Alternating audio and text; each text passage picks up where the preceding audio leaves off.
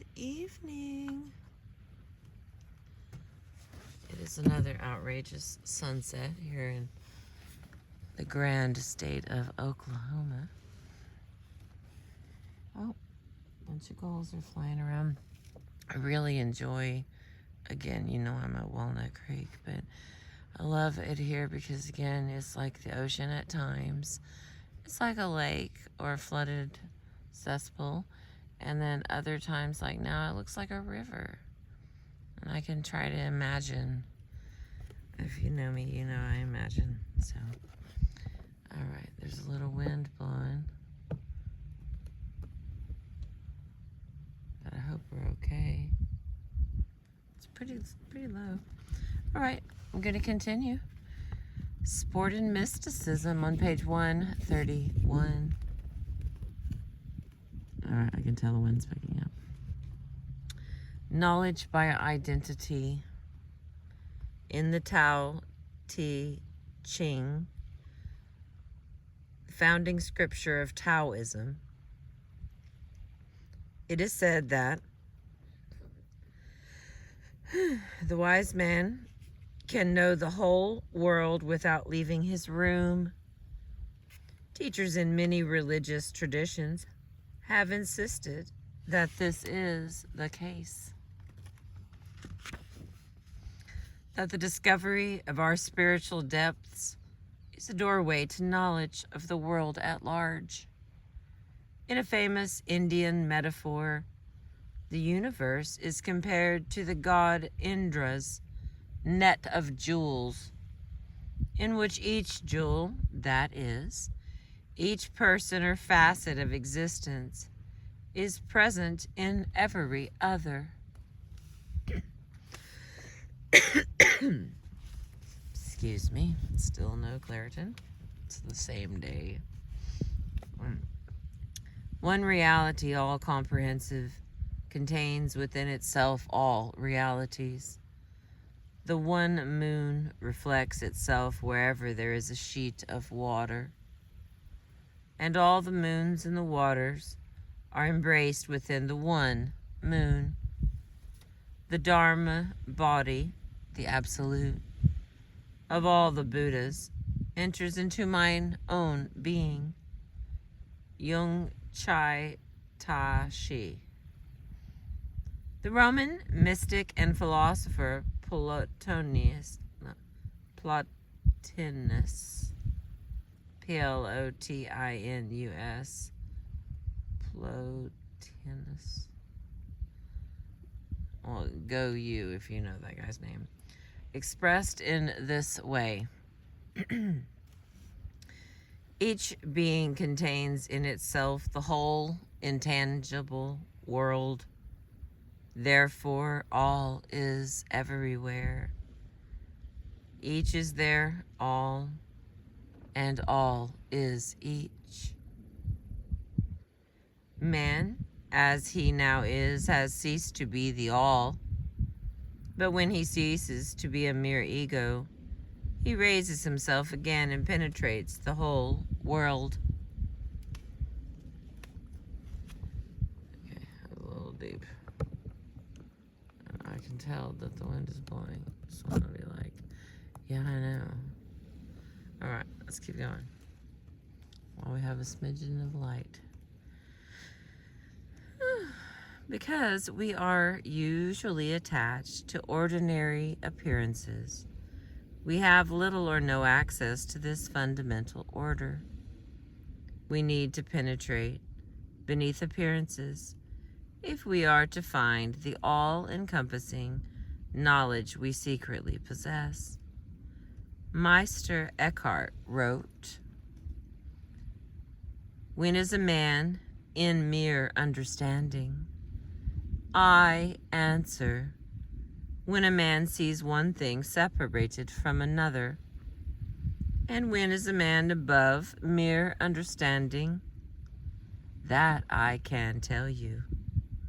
When a man sees all in all, then a man stands beyond mere understanding."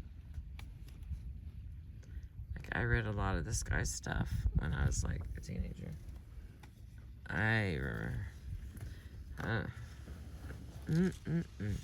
Just saying. I remember the man who gave me the books.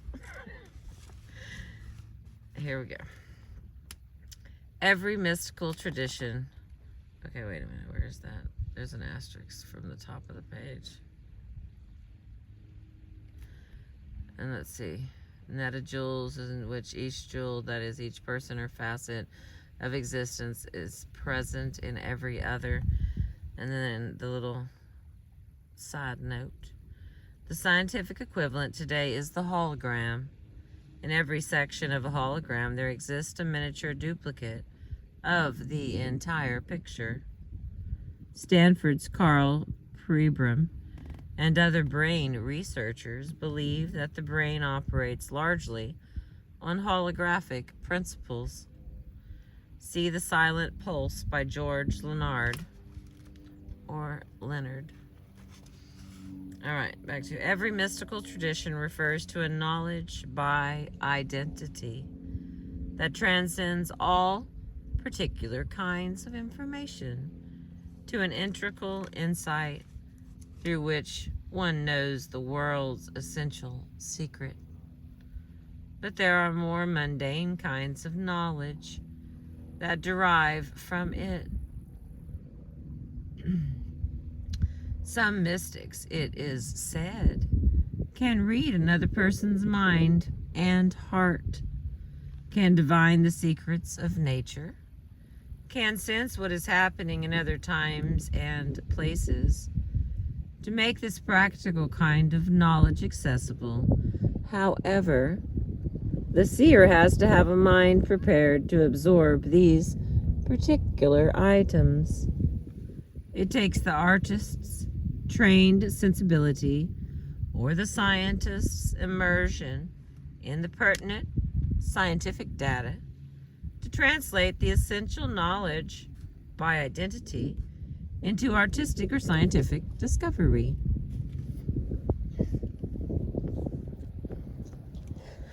I'm gonna take a little breath after that. I'm telling you, that wind is blowing.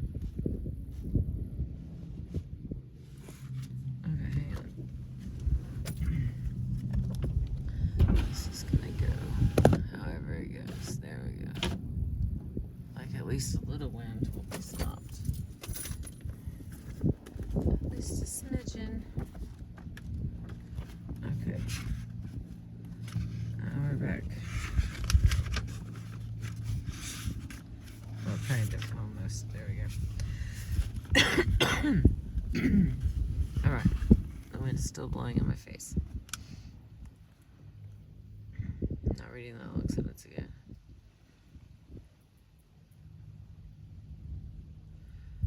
Athletes, it seems, also reach into this knowing to accomplish extraordinary feats. D.T. Suzuki, the famous Japanese scholar and translator of Zen Buddhist text, quotes a Japanese swordsman. And here's what that person says. When the identity is realized, I, as swordsman, see no opponent confronting me and threatening to strike me. I seem to transform myself into the opponent, and every movement he makes, as well as every thought he conceives, are felt as if they were all mine own, and I intuitively ... know when and how to strike him.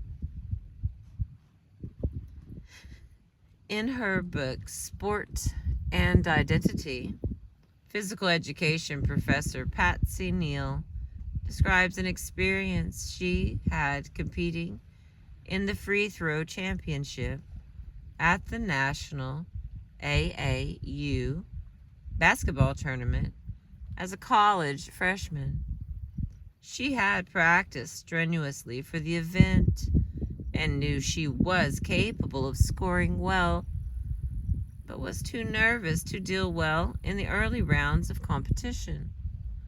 On the night before the last round, she prayed for help and tried to envision a sense of calm while surrounded by the spectators. But images of failure defeated her efforts. Finally, she fell asleep. Here is what she writes. But then a strange thing happened in my sleep. Sometime during the night, I had a dream. I was shooting the free throws, and each time the ball fell through the goal, the net would change to the image of Christ. It was as though I was flowing into the basket instead of the ball. I felt endless, unhampered, and in some way I was connected to the image of Christ that kept flowing from the basket. The sensation was that of transcending everything. I was more than I was. I was a particle flowing into all of life. It seems almost profane to try to describe the feeling because words are so very inadequate.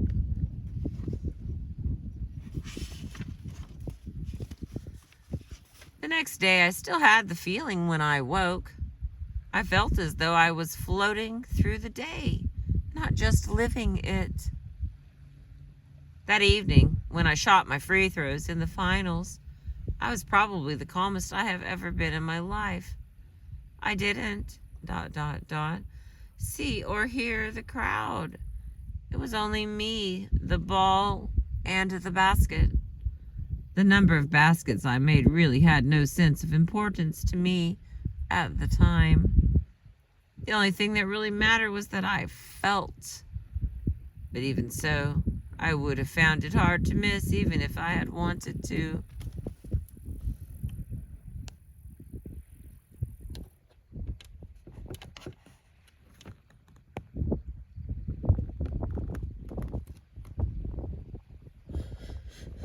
Okay. I know now what people mean when they speak of a state of grace. I was in a state of grace, and if it were in my power to maintain what I was experiencing at that point in time, I would have given up everything in my possession in preference to that sensation. She won the championship, missing only 2 baskets out of 50. As a result of this and related experiences, she says, I know God exists, regardless of the name that we give him, or the way we describe the way that he works. What a beautiful series of images. All... What?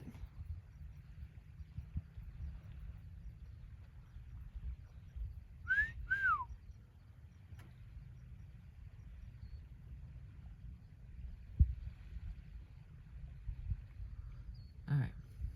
What a beautiful series of images, all the more powerful, we think, because of Neil's youthful naivete. She flowed into the basket, which had assumed the face of Christ, and performed miraculously well. Could there be a clearer, less embellished example of knowledge by identity? But we are stretching a point. You might argue, to find union with the Christ-shooting baskets, we might answer with St. Francis de Sales, or Sales, S-A-L-E-S.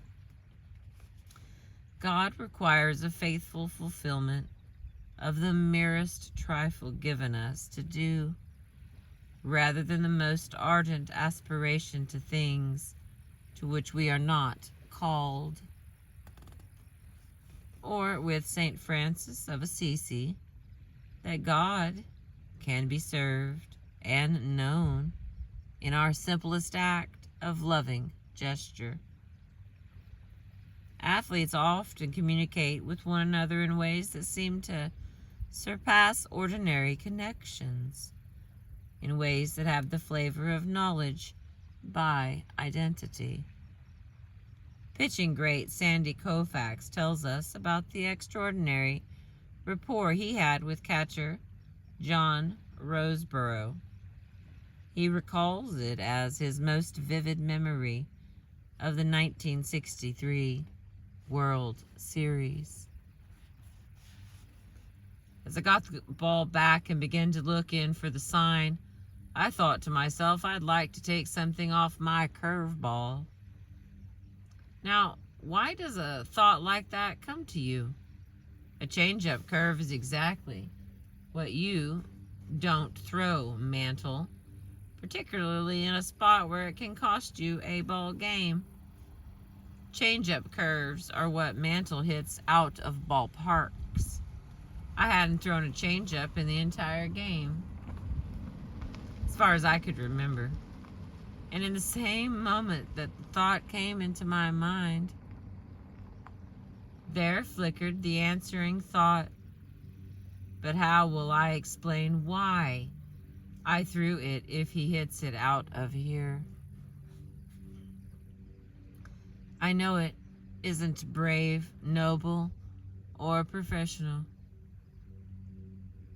to worry about being second-guessed. It is just human. And while the thought was still half-formed in my mind, I was looking down toward the plate, and John Roseborough was putting down 2 fingers, the sign for the curve. He was putting them down hesitantly, though, so hesitantly that I had the feeling there was something more he wanted to tell me, something that couldn't be communicated by means of a sign. Normally, he'd pull the fingers right back. This time, he left the fingers there for a couple of seconds, and then slowly, still hesitantly, he began to wiggle them, the sign to take something off it. As soon as I saw the fingers wiggle, I began to nod my head emphatically. I could see John beginning to smile behind the mask. And then the fingers began to wiggle faster, as if he were saying to me, "Sandy, baby, you don't know how glad I am that you see it this way, too." As it was, I copped out just a little. I did take something off my normal curve, but I didn't throw it real slow. It was a good pitch, though. It broke right down in there for a called 3rd strike. As soon as we hit the clubhouse, I grabbed Roseborough. "What was the matter, John?" I said. "You seemed a little hesitant about wiggling the fingers on Mantle." And he grinned back and said, "I wanted to call it, but I was thinking, how are we ever going to explain a change curve if he hits it out?" That's how close the rapport between us can get. Not only did we have the same idea at the same moment, we even had the same thoughts about what could happen back in the clubhouse.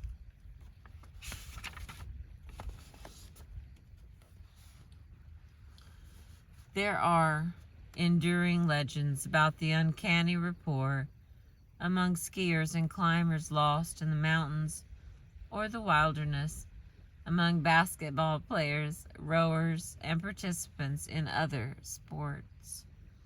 Certain rodeo riders even claim they achieve oneness with bucking bulls and horses. Many kinds of knowing that develop in sport clearly resemble the knowledge by identity that is a central tenet of the traditional mystic teachings. Okay, I think this will probably be my last little part here,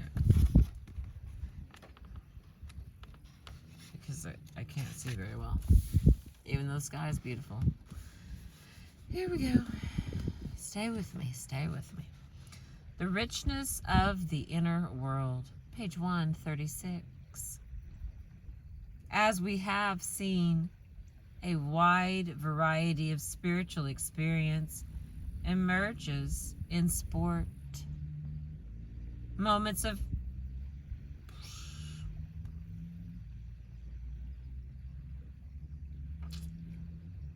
moments of amazing calm and stillness, feelings of detachment and freedom, states filled with invisible force. These experiences induce a wide range of extraordinary perceptions, including changes in time and space, apparent clairvoyance and telepathy, and glimpses of disembodied entities. This richness of experience is paralleled in the mystical traditions by the knowledge that an ordinary human nature opens into a vast and complex inner world. Various metaphors have illustrated this fact of spiritual life. In the Greek myth of the Minotaur, the path to transformation led through the labyrinth. The seeker, like Theseus, had to find his way with the help of Ariane's golden thread, which symbolized a teacher's leading. The soul was often pictured as a mansion, St. Teresa's interior castle, or as Maggie Theater in Hermann Hesse's Steppenwolf, in which one space opened into many others. Hindu and Buddhist writings describe a multitude of inner worlds. As Sri Aurobindo writes, we have not learned to distinguish the different parts of our being, for these are usually lumped together simply as mind. Therefore, we do not understand our own states and actions. It is part of the foundation of yoga to become conscious of the great complexity of our nature. To the uninitiated, this complexity may increase the spiritual world's sense of strangeness. The 49ers lineman we described in Chapter 1 was estranged from his inner experience, in part by its teeming unpredictability. There had been more than one uncanny event in his playing career, including a disembodied voice and a perception of other players changing their size and shape. The multiplicity of these uninvited perceptions contributed to his confusion about them, but an experienced spiritual teacher might have told him that all this strangeness was a sign of inner richness, that perhaps he was gifted for the inner life. Another veteran of the National Football League, former St. Louis Cardinal linebacker David Megyeski, fell into the labyrinth of the interior life during his playing days, but he has boldly gone to explore it. His adventure began during a practice game against the Minnesota Vikings, when he received a blow to the head. In a semi-dazed state, he sat on the sidelines and watched the setting sun beyond the stadium. He felt an eerie calm and beauty, and had an impression of outlines wavering gently in the fading light. In this pervasive sense of the uncanny and marvelous, he began to see auras around some of the players. The experience helped trigger other strange experiences that season. In another game, he found himself playing in a kind of trance, where I could sense the movements of the running backs a split second before they happened. With this heightened sense of anticipation, he played a brilliant game. But this kind of brilliance was to lead him beyond football His unusual experiences during that football season have opened into a more complete understanding and practice. One inner space led to another.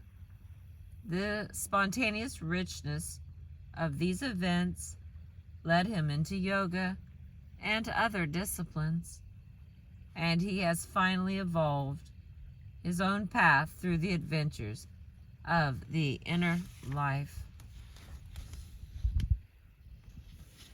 Alright, the next one's going to be the subtle body. And there is a B in that word. And then the next one is going to be a larger section. It's exceptional powers.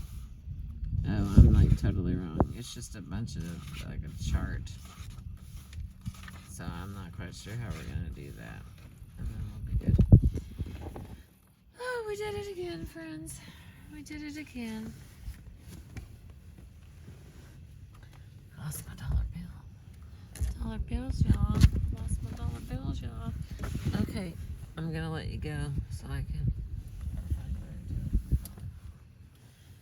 I appreciate you.